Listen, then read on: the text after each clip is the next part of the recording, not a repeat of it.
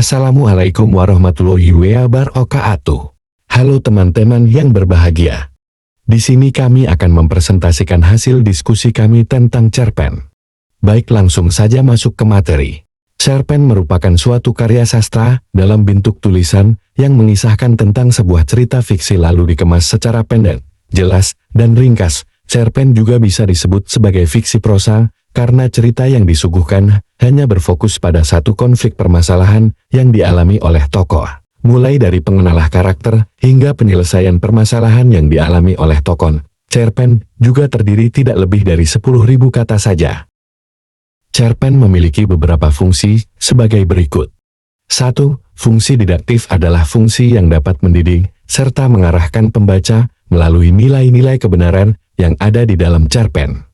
2. Fungsi estetis. Fungsi estetis adalah fungsi yang dapat memberikan keindahan terhadap para pembacanya. 3. Fungsi moralitas adalah fungsi yang dapat memberikan nilai sehingga pembaca akan mengerti moral yang baik serta tidak baik untuk dirinya.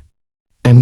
Fungsi rekreatif adalah fungsi yang dapat membuat para pembaca merasa senang, gembira, serta terhibur. 5. Fungsi religiusitas adalah fungsi yang mengandung ajaran agama, serta bisa menjadikan suri teladan bagi para pembacanya.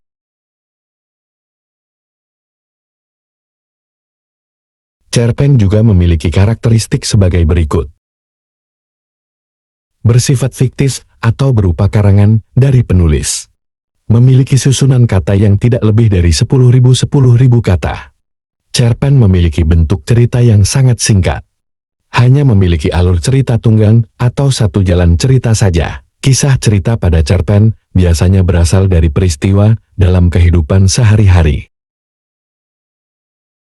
Dalam cerpen terdapat unsur intrinsik. Unsur intrinsik di dalam cerpen antara lain. 1. Tema. Sebuah cerpen harus memiliki tema cerita. Hal ini karena tema menjadi unsur utama yang ingin disampaikan penulis pada kisah ceritanya. 2. Alur atau plot. Merupakan urutan peristiwa atau jalan cerita. Umumnya alur pada cerpen diawali dengan pada sebuah cerpen, pada perkenalan, konflik masalah, lalu penyelesaian. Namun ada beberapa jenis alur cerita yaitu alur maju, alur mundur, dan alur campuran.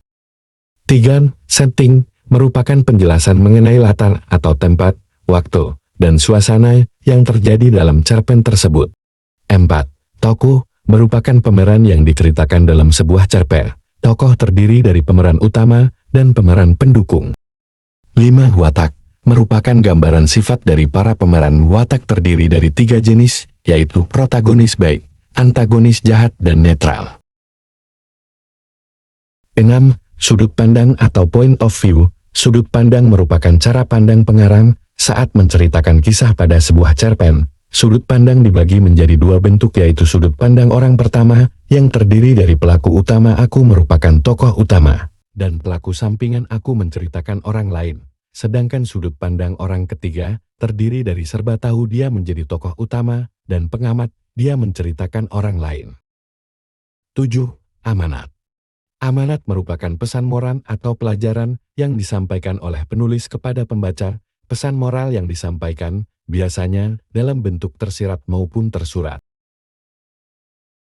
Itu saja yang dapat kami sampaikan tentang cerpen. Mohon maaf bila ada kesalahan dan video ini atau kekurangan mohon dimaafkan. Terima kasih. Wassalamualaikum warahmatullahi wabarakatuh.